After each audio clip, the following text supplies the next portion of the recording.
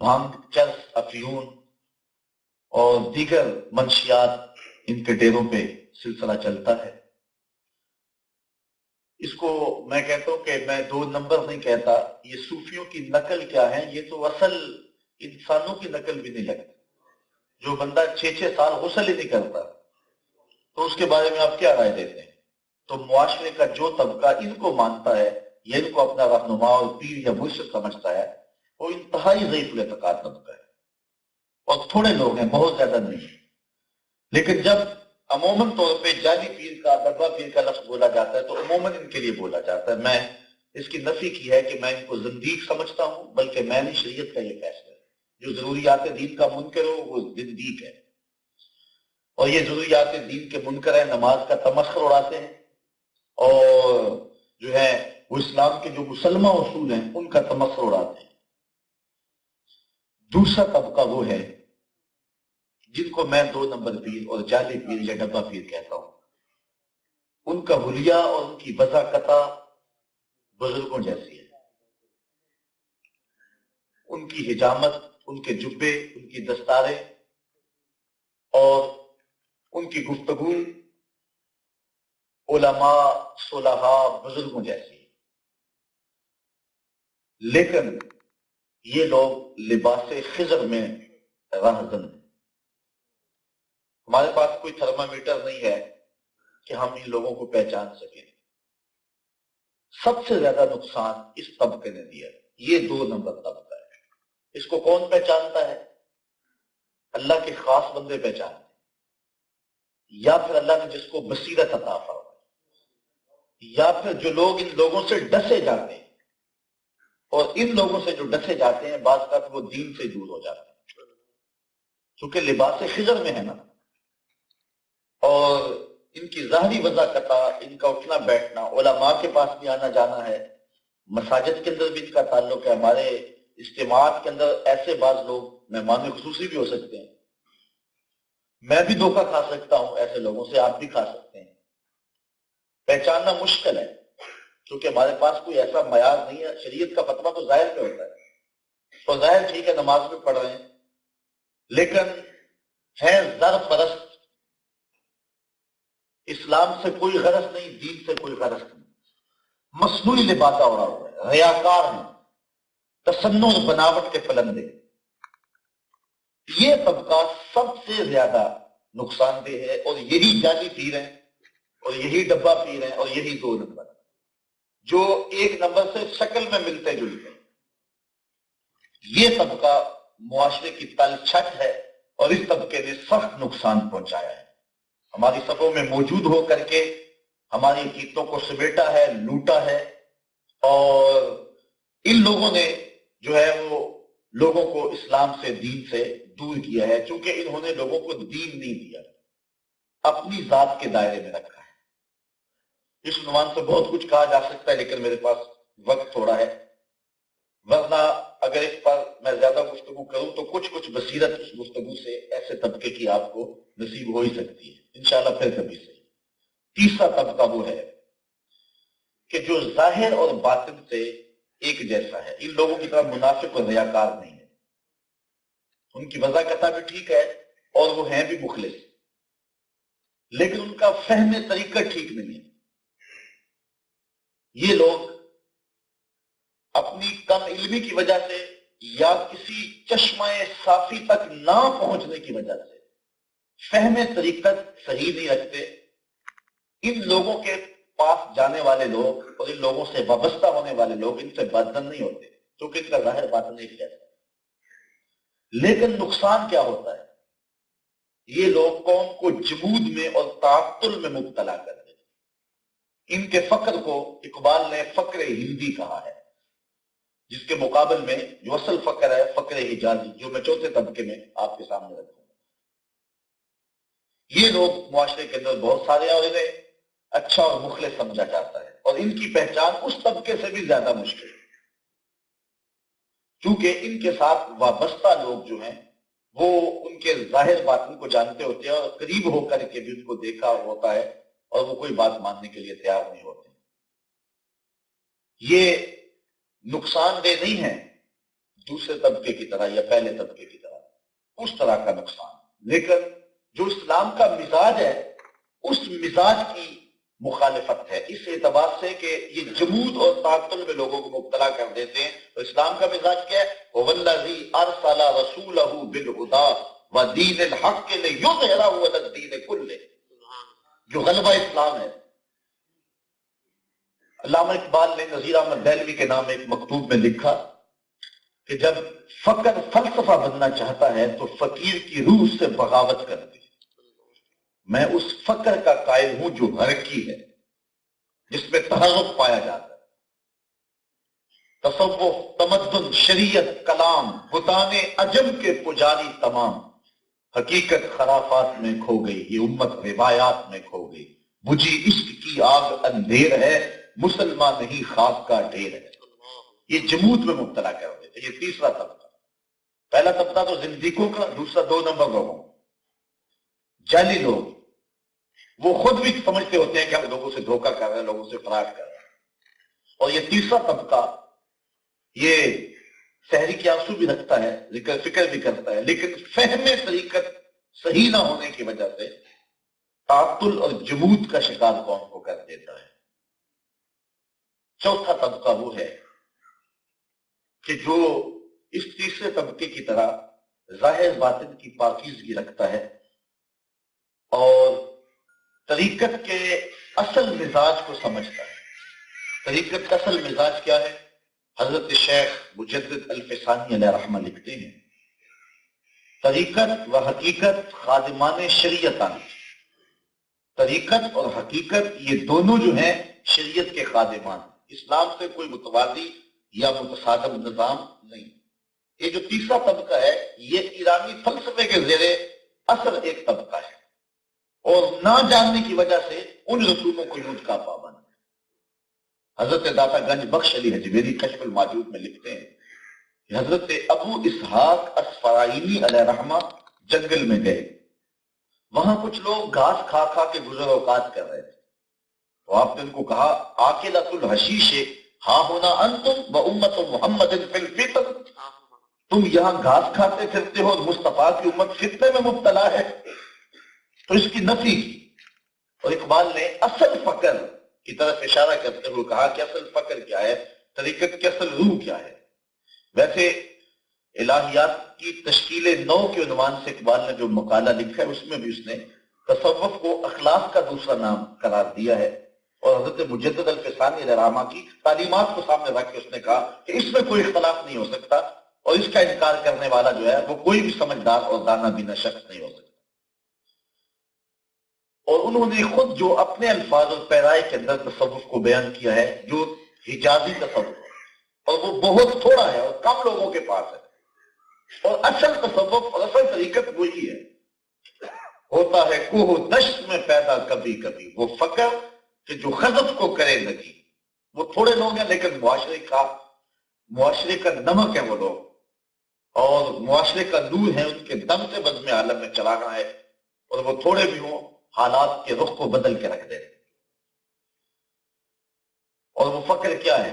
وہ قرآنی فقر ہے، فقر قرآن احتساب ہستو، اور حضرت داتا صاحب نے بھی یہی لکھا۔ فقر کیا ہے؟ فقر کی تصوف کی تعریف حضرت داتا صاحب نے کی ہے، آپ پڑھیں کشف الماجود، اس کا تصوف کا باب پڑھیں اپنا۔ لیس تصوف رسوما ولا علوما، تصوف مخصوص رسموں کا نام نہیں ہے، مختلف رنگوں کے پٹکوں کا نام نہیں ہے، گنبد کے کلس کو اونچا کر لینے کا نام نہیں ہے، ولا علوما، اور نہ مخصوص اصطلاحات کا نام ہے، مختلف تجلیات اور ان کے رنگوں کے ذکر کا نام تصوف نہیں ہے۔ یہ اصطلاحات ہیں، تصوف نہ رسوم کا نام ہے نہ مخصوص علوم کا نام ہے۔ تصوف کیا ہے؟ آپ فرماتے ہیں یہ من کے محاسبے کا نام ہے، یہ باطن کی صفائی کا نام ہے، یہ باطن کی حرارت کا نام ہے، حضور علیہ السلام کی شریعت میں رسوخ پیدا کرنے کا نام ہے، اخلاق عالیہ کا نام ہے، اقدار حسنہ کا نام ہے، فقر قرآن احتساب ہستگود، نئے ربابو مستی و رقص و سرود، ڈھول کی تھاپت پہ ناچنے کا نام نہیں ہے۔ بلکہ یہ کیا ہے؟ احتساب ہست و بود کا نام ہے، فقر اریاں. ذرا غور کیجیے، فقر اریاں گرمی بدر و حنین، فقر اریاں بانگ تکبیر حسین.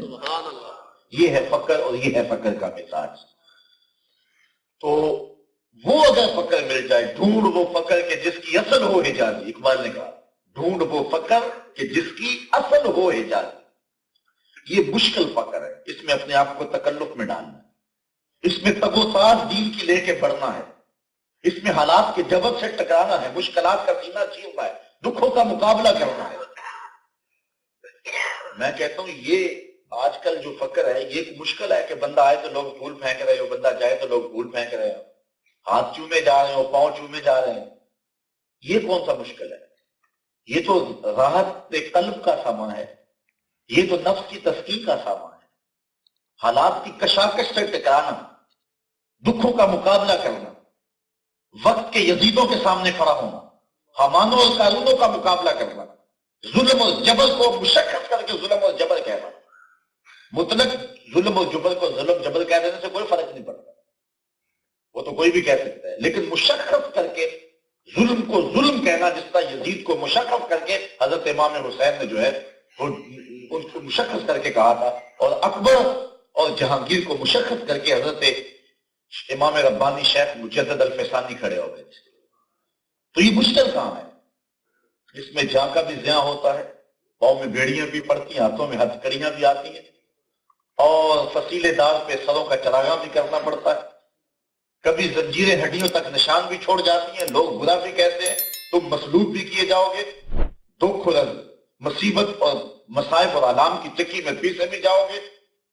یہ وراثت ہے حضرت بلال حبشی کی، یہ وراثت ہے سلمان فارسی کی، یہ وراثت ہے موجب غفاری کی، یہ فقہ وراثت ہے حضرت صدیق اکبر کی، یہ فقہ وراثت حضرت فاروق اعظم کی، اور یہ فقہ وراثت ہے حضرت جنید بغدادی کی، یہ فقہ وراثت ہے حضرت مجدد الفسانی، حضرت داتا گنج بخش علی اجمیری کی. یہ ہے فقہ، اور یہ اگر نصیب ہو جائے تو یہ غنیمت ہے. ورنہ تصوف، تمدن، شریعت، کلام، بتانے عجم کے پجاری تمام، حقیقت خرافات میں کھو گئی، یہ امت روایات میں کھو گئی. بجھی عشق کی آگ اندھیر ہے، مسلمان نہیں خاک کاٹے دیر ہے. تو وہ فقر، وہ تصوف جس میں حرکت پائی جائے، اور اسلام کا یہ مزاج ہے، اسلام کا یہ مزاج ہے. اور رسول کریم کو اس لیے مبعوث کیا گیا تھا، وہ والذی ارسل رسولہ بالہدی ودین الحق لیظہرہ علی الدین کلہ. اس لفظ پہ غور کیجیے، لیظہرہ علی الدین کلہ. جب مرزا غلام احمد قادیانی اٹھا تھا تو پیر مہر شاہ صاحب اس کے مقابلے میں آئے. تو آپ جانتے ہیں، تاریخ پڑھیں، اس وقت آپ اس زمانے کے، اس دور کے، بالخصوص پوٹوہار کے علاقے کے جتنے بھی بڑے بڑے بزرگ اور صوفیات ان کو ساتھ لے کر کے آئے. ایک پیر صاحب کو پیغام بھیجا کہ حضرت آئیں، مرزا نے حضور علیہ السلام کے قصر نبوت میں نقب زدی کی کوشش کی ہے، ہم اس کے مقابلے کے لیے جا رہے ہیں. تو اس نے آگے سے کہا پیر صاحب ہمیں کیا لگے، ہم تو فقیر لوگ ہوتے ہیں. تو حضرت سید میر علی شاہ فرمانے لگے کہ یہ فقیری تو نہ ہوئی، یہ تو بے غیرتی ہوئی نا.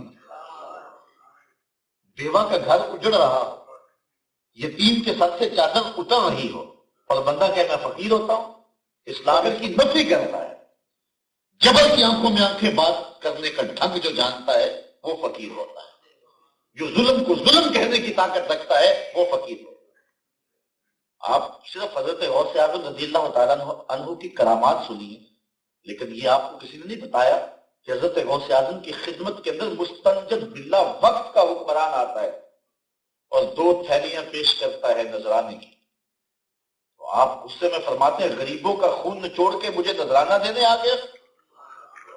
اس کے بدن پہ کپ کپی طاری ہو جاتی ہے، خوف طاری ہو جاتی ہے.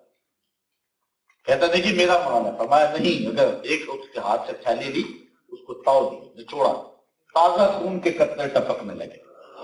فرمایا اگر مجھے قرابت رسول کا لحاظ نہ ہو تو میں ان تھیلیوں کو نچوڑتا چلا جاؤں اور یہ خون بہتا بہتا تیرے محلات کے دروازے تک چلا جائے. اس نے کہا کہ حضرت مجھے کچھ عطا کیجیے. توجہ چاہتا آپ نے یوں ہاتھ ڈالے. ملا نکاری نے نزہۃ الخاطر الفاتح فی مناقب شیخ عبد القادر بنی فیض واقع. جب آپ نے ہاتھ کھولے تو 2 تازہ سیب تھے، دائیں ہاتھ والا سیب اس کو دیا اور بائیں والا خود لے لیا. آپ نے کاٹا تو خوشبودار تھا، جب مستنجد باللہ نے کاٹا تو اس سے کیڑا نکل آیا.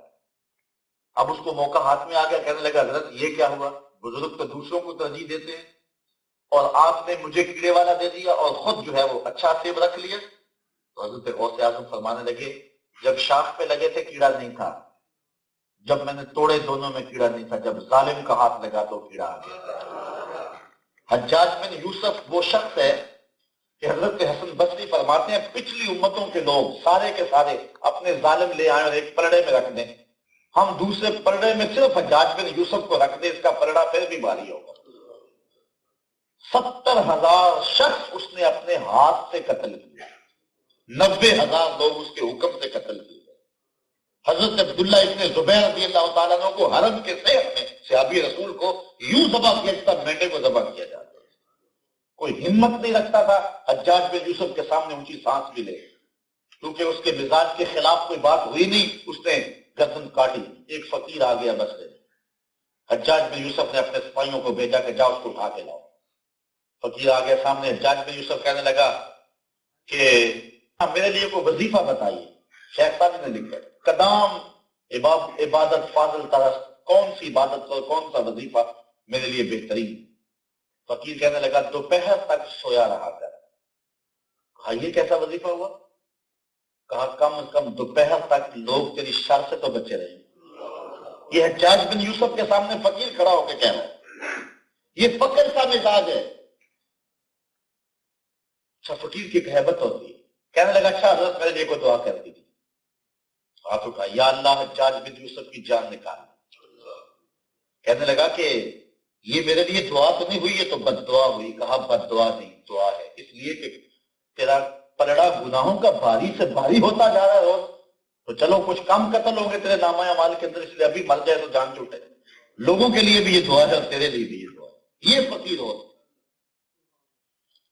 ایک اور رنگ دیکھیے اخلاقیات کی صورت میں. یہ میں دلیری کے عنوان سے بات آپ کے سامنے. تصوف میں ایک نام ہے حضرت حاتم بن الوان الاسم رضی اللہ تعالیٰ عنہ. اسم کہتے ہیں جس کی شنوائی نہ ہو، بہرے. سمم بکم قرآن میں آپ پڑھتے ہیں لفظ. حضرت حاتم بہرے نہیں تھے لیکن اس کے باوجود انہیں بہرا کہا جاتا تھا. کیوں؟ اتر پڑھیں. حضرت شیخ حاتم اسم کے دربار میں ایک خاتون آئی کوئی مسئلہ پوچھنے کے لیے. بیٹھتے بیٹھتے اس کی ہوا خارج ہو. یہ ہر شخص کے کا طبی عارضہ ہے، لیکن اگر مجلس کے اندر بندے کے ساتھ یہ ہو جائے تو بندہ سبکی محسوس کرتا ہے. کوئی معاشرے کا رنگ ڈھنگ بھی ایسا ہی ہے. تو اس نے بڑی شرمندگی محسوس کی کہ میں عورت ذات ہوں اور بیٹھنے لگی ہوں اور ہوا خارج ہو گئی، حضرت میرے بارے کیا سوچیں گے. اپنے آپ اندر ہی وہ پریشان تھی اور ندامت میں گڑی جا رہی. خیر بیٹھ کر جب اس نے اپنا مسئلہ آپ کے سامنے رکھنا چاہا اور گفتگو کرنا چاہی تو حضرت حاتم اسم نے اپنے کان پہ انگلی رکھ کے کہا ذرا اونچی بولنا. اس کو تاثر یہ دیا کہ میں بہرا ہوں اور ذرا اونچی بولو گے تو پھر سنوں گا. اس کی ساری شرمندگی ختم ہو گئی کہ میں خام کا پریشان ہو رہی تھی، حضرت تو بہرے ہیں. پھر جب تک وہ خاتون زندہ رہی حضرت حاتم بہرے بنے رہے. کہ اس کو جب بھی پتا چلا کہ میں بہرا نہیں ہوں اس کو تب شرمندگی ہوگی. صرف اس اتنی سی شرمندگی سے بچانے کے لیے ساری زندگی تکلف میں گزاری. یہ ہے تصوف، یہ ہے طریقت اور یہ ہے اللہ کے ولیوں کا طریقہ. حجرے میں بیٹھ کے غیبتیں ہوں اللہ کا ولی ہو سکتا ہے؟ اور ایک اور کہانی سناؤں. حضرت امام احمد بن حنبل کے پاس ایک خاتون آئی. کہنے لگی حضرت مسئلہ پوچھنے آئی. فرمایا پوچھئے. کہا کہ میں سوت کاٹ کے بازار میں بیچنے کے لیے بیچتی ہوں. جب چاندنی راتیں ہوتی ہیں تو کچھ سوت میں رات کو بھی کاٹ لیتی، لیکن جو سوت رات کو کاٹا گیا ہوتا ہے اور دن کو کاٹا گیا ہوتا ہے دونوں کی کوالٹی میں فرق ہوتا ہے. لیکن میں اکٹھا ہی بھیج دیتا ہوں، اتنا خاص فرق نہیں ہوتا. ان دونوں کو اکٹھا بھیج دیتی ہوں، لوگ لے لیتے ہیں. لیکن مجھے پریشانی ہے، مجھے مسئلہ بتایا جائے کہ اس کو اکٹھا بیچا کروں یا الگ الگ بیچا کروں.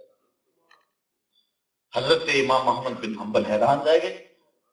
آپ نے فرمایا خاتون تمہارے لیے اکٹھا بیچنا درست نہیں، تم اس کو الگ الگ بیچا. جب وہ خاتون واپس چلی گئی آپ نے اپنے بیٹے کو بلایا، کہا اس خاتون کے پیچھے پیچھے جاؤ اور دیکھ کے آؤ یہ کس گھر میں داخل ہو. جب بیٹا پیچھے چلا واپس آ کہنے لگا حضرت یہ حضرت بشر حافی کے گھر میں گئی. یہ ہے طریقت، یہ ہے تصوف. حضرت بشر حافی کے گھر کے اندر رہنے والی خواتین کے تقوی کا یہ عالم تھا، حضرت بشر حافی کے تقوی کا عالم کیا ہو. اعلی حضرت امام اہل محبت امام الشاہ احمد رضا خان فاضل بریلوی رحمت اللہ تعالی علیہ، آپ کسی دعوت پہ تشریف لے گئے، کھانا کھانے لگے تو شوربہ چکھا تو اتنا لذیذ تھا، جی چاہا کہ تھوڑا سا اس کو پی لوں. صاحب دعوت کو بلایا، کہا میں شوربہ پینا چاہتا ہوں، اگر تم اجازت ہو تو پی لوں. اس نے کہا حضرت یہ سب کچھ آپ کے لیے بنایا ہوا ہے. فرمایا جو شوربہ ہوتا ہے یہ پینے کے لیے نہیں بنایا جاتا، یہ کھانے کے لیے بنایا جاتا، یہ معقول ہے مشروب نہیں. اور جب میں ادھر سے ہٹنا چاہوں گا تو مجھے آپ سے اسپیشل اجازت لینی ہوگی. اس کو کہتے ہیں طریقت، اور یہ کہتے ہیں، اس کو کہتے ہیں تصوف. آج میں اور آپ اپنی زندگی پہ غور کریں، بزرگوں کا نام لیتے ہیں لیکن کیا ان کی تعلیمات کو بھی اپنایا؟ خیر یہ تمہید کی، اور تمہید لمبے ہوتے ہوتے کافی وقت گزر گیا. دوسری جانب ایک وہ طبقہ ہے جو مسلمہ روحانی معاملات کا سرے سے انکار کر دیتا ہے اور بزرگوں کی کرامات کو یہ کہہ کے رد کر دیتا ہے کہ یہ گھڑی ہوئی باتیں. تو میں اس عنوان سے آج دو ایک باتیں آپ کے سامنے رکھنا چاہ رہا تھا، لیکن شاید تفصیل سے تو عرض نہیں کر سکوں گا.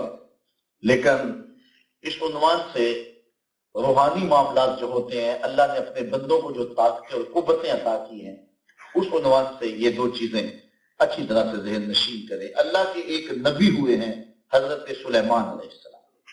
اللہ نے انہیں جانوروں کی بولیاں بھی سکھائی تھی، انہیں حکمرانی بھی عطا فرمائی تھی، بادشاہت بھی دی تھی، جنوں پہ بھی حکومت تھی اور انسانوں پہ بھی حکومت تھی. آپ کے دربار میں مختلف پرندے تھے جو جن کا آپ جائزہ لیتے اور جن سے گفتگو فرمایا کرتے. ان میں ایک پرندے کا نام تھا ہدہد، ایک مخصوص پرندہ ہے ہدہد. آپ نے پرندوں کا جائزہ لیا اور ہدہد نظر نہ آیا. یہ آپ کا درباری پرندہ تھا. قرآن اٹھائیے وَتَفَقَّدَ الطَّيْرَ فَقَالَ مَا لِي لَا أَرَى الْهُدْهُدْ. آپ نے جب پرندوں کا جائزہ لیا فرمایا کہ میں ہدہد کو نہیں دیکھ رہا. پھر آپ نے کہا کہ یا تو وہ کوئی مضبوط سند لائے ورنہ میں اس کو عذاب دوں گا یا ذبح کر ڈالوں. زیادہ وقت نہ گزرا کہ ہدہد حضرت سلیمان علیہ السلام کی خدمت میں حاضر ہو گیا اور کہنے لگا حضرت میں اڑتے اڑتے بہت دور چلا گیا حتیٰ کہ ملک سبا میں جا پہنچا. وہاں میں نے دیکھا کہ ایک قوم ہے جو سورج کو پوجتی، ان کی حکمران ایک عورت اور اس کا ایک بہت بڑا تخت ہے. حضرت سلیمان علیہ السلام نے ایک خط لکھا اور ہدہد کے نام دیا. کہا جاؤ، اس کو دیا، کہا جاؤ جا کے اس کے تخت پہ پھینکاؤ اور پھر دیکھتے ہیں کہ وہ کیا کہتی ہے. خط کے اوپر حضرت سلیمان علیہ السلام نے لکھا انہ من سلیمان وانہ بسم اللہ الرحمن الرحیم اللہ تعالی علیہ واتونی مسلمین. مفسرین کہتے ہیں کہ جب وہ خط اس عورت کے تخت پہ ڈالا گیا تو نبی کی ایک ہیبت ہوتی. حضور تمہارے نصرت پہ ہو، اللہ نے میری روب سے مدد کی ہے، میں 1 مہینے کی مسافت پہ ہوتا ہوں، دشمن کے دل پہ پہلے روب پڑ جاتا ہے. تو جب حضرت سلیمان کا خط کھولا نا تو ملکہ بلقیس کا وجود تھر تھر کانپنے لگا. اس نے اپنے آیان سلطنت کو بلایا. انہوں نے کہا ہمارے پاس فوجیں ہیں، ہمارے پاس اسلحہ ہے، ہمارے پاس لاؤ لشکر ہے، ہم مقابلہ کریں گے. لیکن اس نے کہا کہ نہیں، تم اس شخص کا مقابلہ نہیں کر سکتے، وہ صرف بادشاہ ہی نہیں نبی بھی ہے. میں ان کے پاس کچھ ہدایہ بھیجتی ہوں، پھر دیکھتی ہیں کہ کیا جواب آتا ہے. ہدیہ آئے. حضرت سلیمان نے کہا یہ تو میرے قدموں کی دھول ہے، میں نے جو کہا ہے یا تو فرما برداری قبول کر لو یا پھر تیار ہو لڑنے کے لیے. ملکہ بلقیس خود بنفس نفیس حضرت سلیمان کی خدمت میں اطاعت قبول کرنے کے لیے حاضر ہوتی. ایک فرسنگ فاصلہ رہ جاتا ہے، حضرت سلیمان اپنا دربار لگا کے بیٹھے ہوئے. آپ دیکھیے، اللہ اکبر. حضرت سلیمان علیہ السلام نے اپنے ساتھیوں کو کہا، اپنے لوگوں کو کہا، قال یا ایھا الملأ ایکم یاتینی بعرشھا قبل ان یاتونی مسلمین. جس تخت پہ اسے ناز ہے اس کو 7 کوٹڑیوں میں بند کر کے تالے لگوا کے پہرے دار کھڑا کر کے پھر وہ آئی. 60 ہاتھ چوڑا تھا، 80 ہاتھ لمبا تھا، کئی فٹ گہرا تھا، قیمتی موتی اور جواہرات کے ساتھ جڑا ہوا تھا، لوہے اور فولاد کا بنا ہوا تھا، زمین میں نصب تھا. اس تخت پہ بیٹھتی اور آگے اس کے آیان سلطنت بیٹھتے. آتے ہوئے اس نے تالے لگوائے اور چل پڑے. حضرت سلیمان نے اپنے درباریوں سے کہا، جس تخت پہ اسے ناز ہے کوئی ہے جو اس کے آنے سے پہلے تخت لے آئے؟ 1 مہینہ جاتے ہوئے لگتا تھا، 1 مہینہ آتے ہوئے لگتا تھا. 7 کوٹھڑیوں میں تخت تھا، دروازے لگے ہوئے تھے، تانے چڑھے ہوئے تھے اور خادم اور پہرے دار کھڑے ہوئے تھے. وہاں سے لانا کوئی آسان کام نہیں تھا. لیکن حضرت سلیمان نے کہا کہ وہ ہے کوئی تخت لے آئے. قال عفریت من الجن انا آتیک بہ قبل ان تقوم من مقامک. ایک جن کہنے لگا، میں آپ کی مجلس کے ختم ہونے سے پہلے پہلے وہ تخت آپ کے پاس حاضر کر دیتا. بات صبح کی تھی، مجلس برخاست ہوتی تھی دوپہر کو. جن نے کہا دوپہر تک لے آتا ہوں، اور ساتھ اس نے کہا وَإِنِّي عَلَيْهِ لَقَوِيٌّ أَمِينٌ، میں طاقتور بھی ہوں، امانت دار ہوں، کوئی قیمتی موتی بھی ضائع نہیں ہو. بڑی بات تھی. لیکن حضرت سلیمان نے کہا نہیں، مجھے اس سے بھی پہلے چاہیے. پھر کیا ہوا؟ آؤ قرآن دیکھتے. قَالَ الَّذِي عِندَهُ عِلْمٌ مِّنَ الْكِتَابِ. پھر وہ شخص اٹھا جس کے سینے میں کتاب اللہ کا علم تھا. آصف بن برقیہ نام مفسرین نے لکھا ہے، سکا بھانجا لگتا تھا حضرت سلیمان کا، آپ کا صحابی تھا، آپ کا مشیر تھا. اس میں اعظم اسے دیا گیا. وہ کہنے لگا، اٹھ کے کھڑا ہوا، کیا کہتا ہے؟ آنا آتی کا بہی، میں اس کو لے آتا ہوں. کتنی دیر میں لاؤ گے؟ جن نے تو کہا دوپہر تک لے آؤں گا. لیکن آصف بن برقیہ فرمانے لگے، عرض کرنے لگے، میں اس کو لے آتا ہوں. یہ نہیں کہا کہ اس کو منگواتا ہوں. یہ غور کیجیے، آنا آتی کا بے ہی، میں اس کو جا کے لے کے آتا ہوں. آنا میں، آتی کا آتا ہوں، آپ کے پاس کا آپ کے پاس بے ہی اس کے ساتھ، اس کو لے کے. یعنی میں ابھی جاتا ہوں، تک لے کے ابھی آتا ہوں. کتنی دیر میں؟ قبل ان یرتد الیک طرفک، آپ کی آنکھ کے جھپکنے سے پہلے.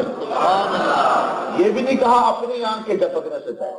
اپنی آنکھ کے جھپنے کو چند سیکنڈ کے لیے روکا بھی جا سکتا ہے، لیکن کہا آپ کی آنکھ کے جھپکنے سے قبل میں ابھی جا کے اس تخت کو آپ کی خدمت میں لے آتا ہوں. 1 مہینہ جاتے ہوئے لگتا تھا، 1 مہینہ آتے ہوئے لگتا تھا. 7 کوٹھڑیوں میں تھا، اتنا بڑا تھا. کہا اتنی جلدی لے آتا ہوں. فلما رآہ مستقرا عنده، ابھی آنکھ جھپکی نہیں ہے، تخت سامنے پڑا ہوا. قال ھذا من فضل ربی، کہا یہ میرے رب کا، جس نے میرے غلام کو یہ طاقت. علماء نے لکھا کہ حضرت سلیمان نے رب سے کیوں نہیں کہا کہ مالک وہ تخت آ جائے، خود کیوں نہیں لائے؟ دنیا کو بتلانا مقصود تھا. یہ شان ہے خدمت گاروں کی، سرکار کا عالم، یہ نبی کے در سے وابستگی اختیار کرنے والے کی طاقت ہے. بنی اسرائیل کے ولی کی طاقت ہے تو بنی اسرائیل کے نبی کی طاقت کتنی ہوگی، اور پھر امام الانبیاء کی طاقت کتنی ہوگی. اچھا، اگر کوئی بات کسی بزرگ کی کرامت کے حوالے سے ویسے بیان کی جاتی تو شاید کوئی کہہ دیتا کہ یہ گھڑی ہوئی کہانی ہے. حدیث رسول میں یہ واقعہ ہوتا، شاید کوئی لکھ دیتا کہ یہ حدیث ضعیف ہے. لیکن قرآن کو تو ضعیف نہیں کہا جا سکتا، یہ آیت ضعیف تو نہیں ہو سکتی. اور قرآن بیان کر رہے ہیں، قال الذی عنده علم من الکتاب انا آتیک بہ قبل ان یرتد الیک طرفک.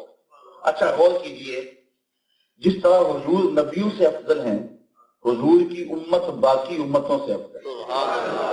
جب بنی اسرائیل کی امت کے ایک ولی کو یہ طاقت دی گئی ہے تو کیا ایسی طاقت حضور کی امت کے ولی کو نہیں دی جا سکتی؟ تو پھر انکار کس منہ سے کیا جاتا ہے؟ چلو ایک کہانی سنا دیتا ہوں۔ کابل کا شہر ہے، ہجوم بنا ہوا ہے، بادشاہ کے محل سے ایک کنیز نکلی، اس نے لوگوں کو کہا کہ یہ ہجوم کیسا ہے؟ لوگوں نے کہا بخارے سے شاہ نقش بند بخاری آئے ہوئے اور لوگ ان سے نیاز بندی حاصل کر رہے ہیں اور ان کے ہاتھ پہ بیعت ہو رہی۔ وہ سادی سی خاتون تھی، اس نے کہا یہ کیا ماجرا ہوتا ہے؟ تو لوگوں نے بتایا کہ یہ لوگ تزکیہ نفوس کرتے ہیں، باطن کی طہارت کا سامان ہے، اور اس کے ذہن کے مطابق بتایا کہ جب بھیڑ بن جائے تو کھیویلے کام بھی آ جاتا۔ اس نے سوچا کہ نسبت قائم کر لینے میں کیا حرج ہے۔ حضرت شاہ نقشبند بخاری نے اس کو قبول کر لیا اور اس کو اوراد و وظائف دیے۔ نیک پہلے تھی لیکن بعد میں آپ کے بتائے ہوئے اوراد و وظائف کی وجہ سے مزید برکت آ گئی، حتیٰ کہ اس کی دیانت کی وجہ سے بادشاہ وقت نے اس کو اپنی خاص قربت عطا کی۔ اپنے گھر کے اندر اس کو آنا جانا اس کا شروع ہو گیا۔ باقی لونڈیاں اور کنیزیں جو تھی وہ حسد کر گئی، انہوں نے چوری کر کے بادشاہ کے گھر سے زیور اس کے نام لگا دیے اور پھر کہیں سے برآمد بھی کروا دی۔ بادشاہ نے اس کی صفائی نہ سنی، غصے میں آ گیا کہ میں نے اس کو اتنی قربت دی، اس نے میرے اعتماد کو ٹھیس پہنچایا۔ اس نے حکم دیا اس کو لے جاؤ چھت پہ، محل کی چوبارے پہ لے جاؤ اور وہاں سے جا کے نیچے دھکا دے تاکہ باقی لوڈیوں کو پتہ چل جائے کہ بادشاہوں کے گھر کتنے متبرک ہوتے۔ اس نے کہا کہ میں نے چوری نہیں کی، میرے پہ الزام ہے، لیکن بات نہ سنی۔ اس کو جا کے چھت پہ جب دھکا دینے لگے تو اس کو یاد آیا، سنا تھا اوکھے ویلے پیر کام آتے ہیں۔ اس نے بخارے کی طرف منہ کر کے کہا شیعہ للہ چو گدائے مستمن المدد خواہم شاہ نقش بند۔ اتنے میں جلاد نے پیچھے سے دھکا دے دیا۔ جب وہ نیچے پہنچی تو حضرت شاہ نقش بند بہاؤالدین رحمت اللہ تعالی علیہ کے ہاتھ پھیلے ہوئے، آرام سے پکڑ کے نیچے کھڑا کر دیا۔ حیرت سے آنکھیں پھٹی کی پھٹی رہ گئی اور کہتی ہے حضرت آپ کب آئے تھے؟ تو حضرت شاہ نقش بند بخاری فرمانے لگے تو اب چوبارہ آمدی من اب بخارا آمدم، تو چوبارے سے چل پڑی تھی میں بخارے سے چل پڑا۔ یہ شان ہے خدمت گاروں کی، سرکار کا عالم۔ آئیے قرآن مجید میں ایک اور واقعہ دیکھتے ہیں۔ اللہ تعالیٰ جل شانہ نے ویسے بہت سارے واقعات بیان کیے ہیں، اصحاب کہف کا واقعہ بھی ہے، موسیٰ و خضر کا واقعہ بھی ہے، لیکن یہ ہم واقعہ ولی کا دیکھا، اللہ کی ایک ولیہ کا واقعہ دیکھتا ہے۔ یہ سورت آل عمران ایک عظیم المرتبت خاندان کے نام پہ سورت، نبیوں کا خاندان ہے بنی اسرائیل میں۔ حضرت عمران کی بیوی کا نام ہے حضرت حنہ سلام اللہ علیہ۔ عمر بیتتی جا رہی ہے لیکن اولاد نہیں۔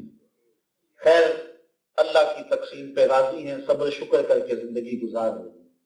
ایک دن عجیب واقعہ ہوا، دوپہر کا موقع تھا، صحن میں چارپائی بچھا کے درخت کے نیچے لیٹی تو ایک منظر دیکھا کہ شاخ پر چڑیا نے بچے نکالے ہیں اور بھوک سے بچے بلکتے ہیں۔ چڑیا اڑ کے قریب جاتی ہے اور ایک دانہ لے کے آتی ہے، بچہ چونچ کھولتا ہے، چڑیا اس میں دانہ رکھتی ہے۔ بچے کے ساتھ چڑیا کا یہ پیار دیکھا تو حضرت حنہ کا دل پھٹنے لگا۔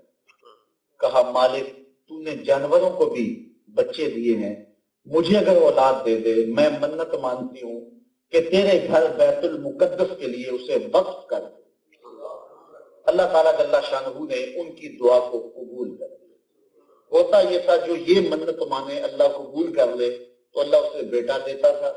بیت المقدس کے آس پاس 400 حجرے تھے، وہ جب بچہ شعور کو پہنچتا تو اس کسی حجرے میں چھوڑ آتے، ساری زندگی وہ عبادت وہاں کرتا، باقی اولاد بعد میں ہوتی رہتی ہے شخص کی، تو پہلا بچہ وہ یہاں چھوڑ جاتا ہے۔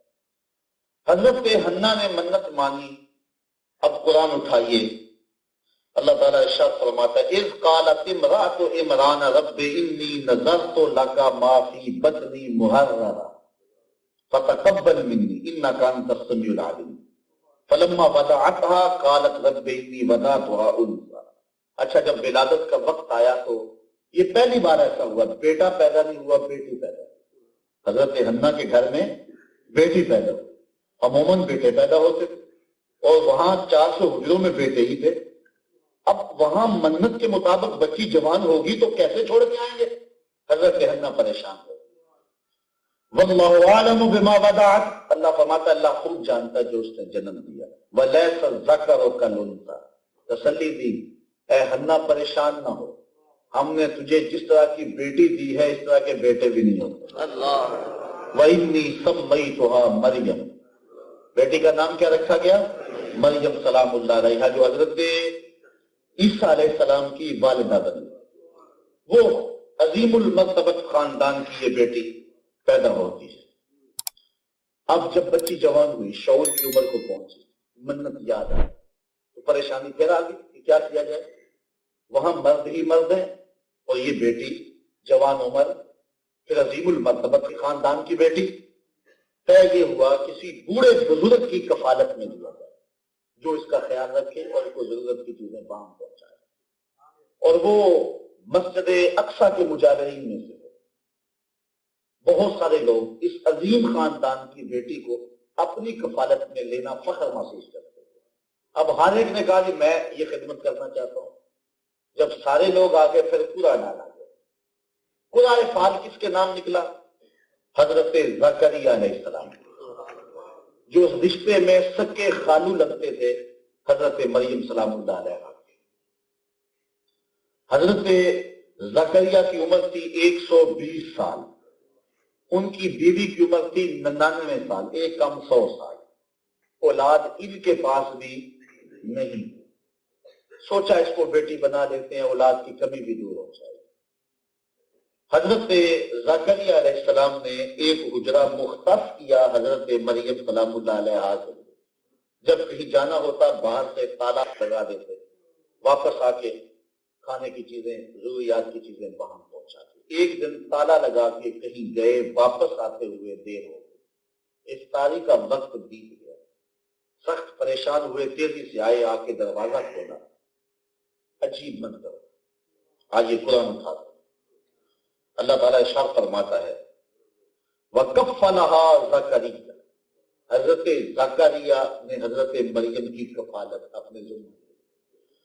كُلَّمَا دَخَلَ عَلَيْهَا زَكَرِيَّا الْمِحْرَابَ، اس حجرے میں جب حضرت زکریا داخل ہوئے کیا منظر دیکھا؟ وَجَدَ عِندَهَا رِزْقًا، تو وہاں رزق پڑا ہوا ہے. حیرت زدہ اس لیے ہوئے کہ دروازہ بند کر کے خود گیا ہوں اور کوئی دروازہ نہیں ہے، کوئی کھڑکی نہیں ہے، کوئی روشن دان نہیں ہے. پھر مزید حیرت یہ کہ جو پھل تھا وہ بھی موسم کے علاوہ تھا. موسم آم کا نہیں ہے، آم موجود ہے. موسم انگور کا نہیں ہے، انگور موجود ہے. تو ایک حیرت تو یہ کہ پھل اندر کیسے آیا، اور دوسری حیرت یہ، حیرت بے حیرت، کہ یہ پھل بے موسم یہ کیسے آ گیا. بڑے حیران ہوئے. بے ساختہ حیرت میں پوچھا قال یا مریم انا لک ھذا، اے مریم یہ پھل کہاں سے آیا؟ حیرت بنتی تھی، حیرت سے پوچھا. حضرت مریم نے بے ساختہ جواب دیا قالت هو من عند اللہ، کہا یہ میرے اللہ نے دیا، یہ میرے اللہ نے دیا ہے. ان اللہ یرزق من یشاء بغیر حساب، اور جس کو چاہتا ہے بغیر حساب کے دیتا ہے. بندے کہتے ہیں جھوٹی قسم نہ کھائیں تو سودا ہی نہیں بکتا، جھوٹ ہے، یہ بھی جھوٹ ہے، اس پہ بھی جھوٹ بول رہے. ایسا نہیں ہے، جس کو چاہتا ہے بغیر حساب کے دیتا ہے. وہ پتھر کے اندر موجود کیڑے کو بھی دیتا ہے. روزی کا ذمہ اس نے دیا ہوتا ہے. وہ رازق ہے، بندے کے پیدا ہونے سے پہلے بھی بندے کا رازق ہے.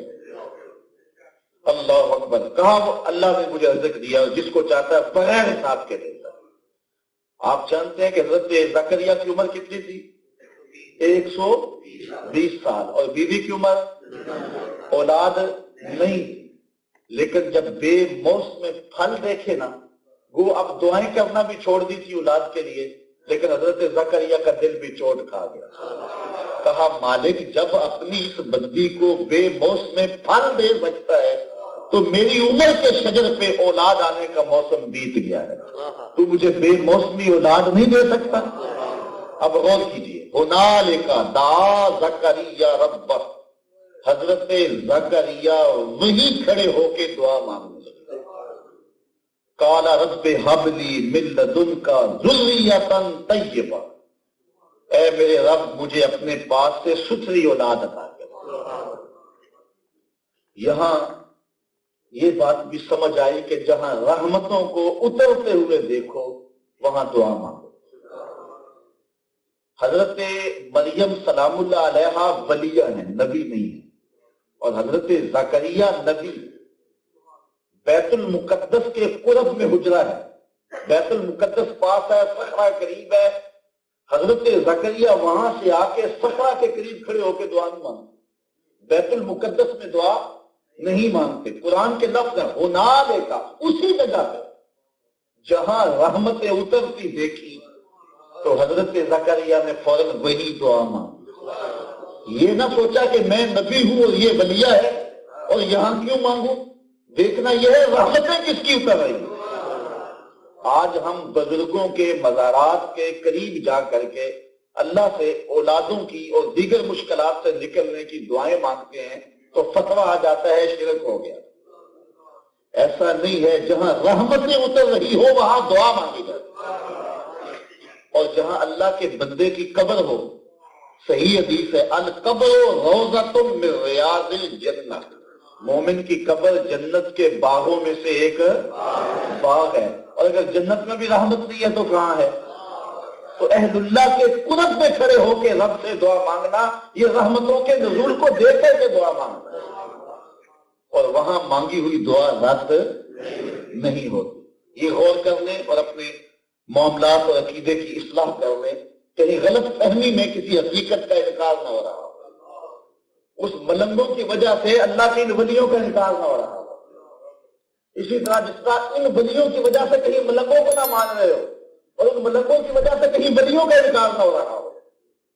یار جس شخص نے 90 لاکھ کافروں کو کلمہ توحید پڑھایا، داتا صاحب کی چوکھٹ پہ کھڑے ہو کے کہتا ہے گنج بخشے فیض عالم مظہر نور خدا، ناقصاں را پیر کامل کاملاں را، ذرا غور تو کیجیے۔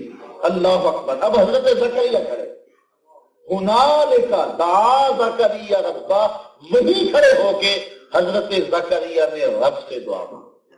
کیا کہا؟ رب ہب لی من لدنک ذریۃ طیبہ، اے اللہ مجھے ستھری اولاد دے۔ انک سمیع الدعاء، بے شک تو دعاؤں کو سننے والا ہے۔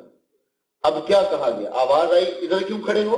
نہیں، فنادتہ الملائکہ، فرشتوں نے ندا دی۔ کہاں؟ ہو سکتا ہے کہ یہاں بھی دعا مانگی ہو، صخرہ کے پاس بھی آ کے مانگی ہو، سینے مسجد اقصی میں بھی مانگی ہو، لیکن قرآن نے ایک ایک لفظ کو بیان کیا، ساری منظر نگاری کی۔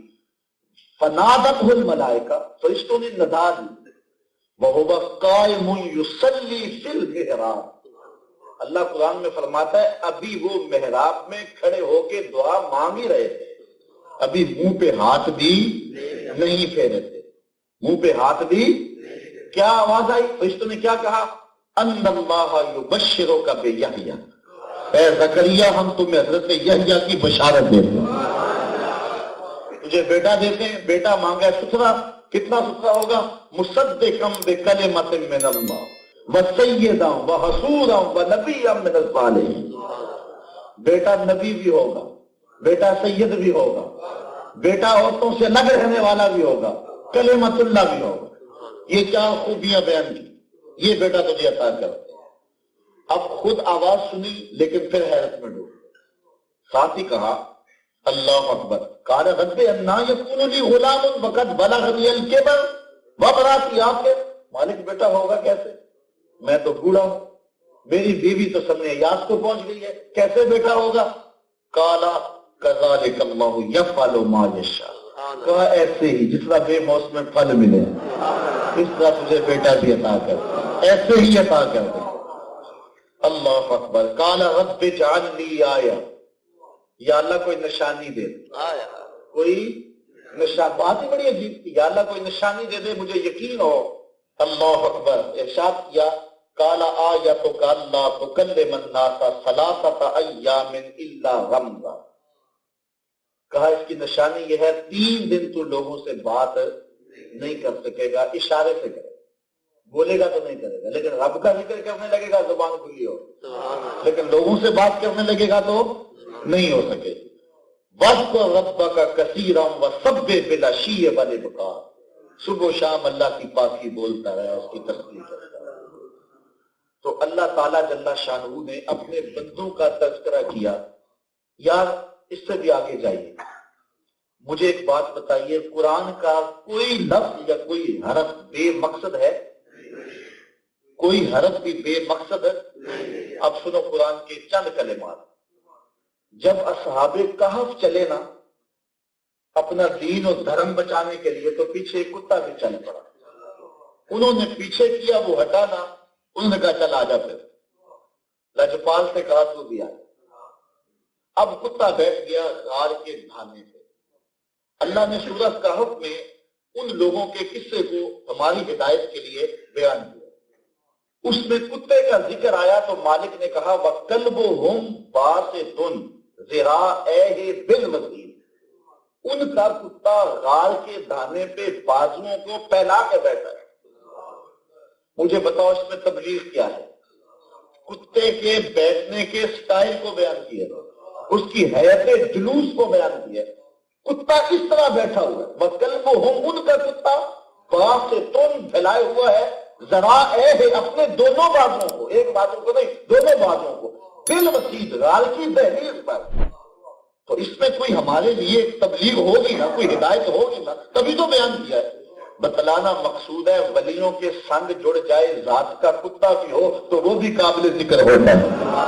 ولیوں کے سنگ جڑ جائے، ذات کا کتا ہو، اللہ کو وہ بھی پیارا لگتا ہے، نہ صرف وہ پیارا لگتا ہے، اس کے بیٹھنے کا انداز بھی پیارا لگتا ہے، اس کی ادائیں بھی پیاری لگتی ہیں۔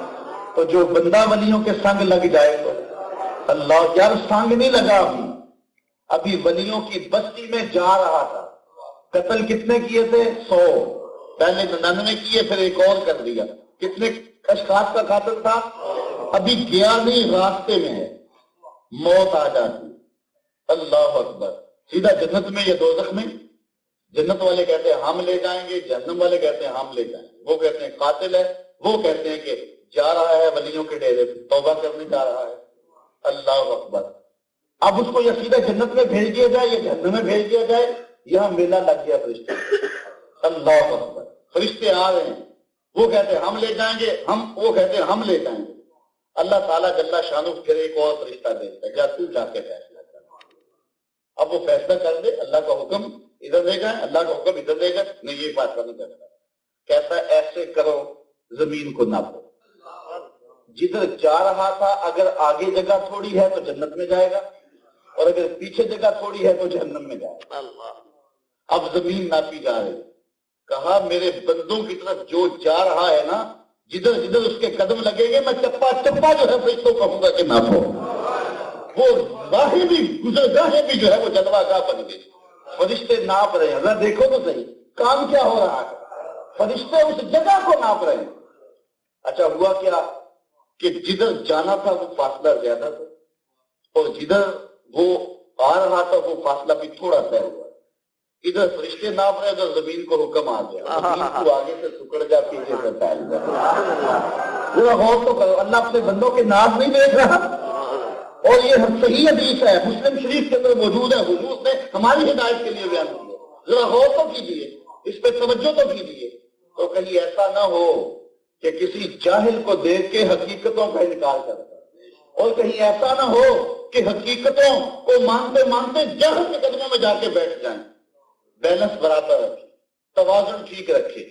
اللہ تعالیٰ جل شانہ کے محبوب کی امت کی یہ خصوصیت ہے کہ اس امت میں قیامت تک ولی موجود رہے، یہ بات ہے۔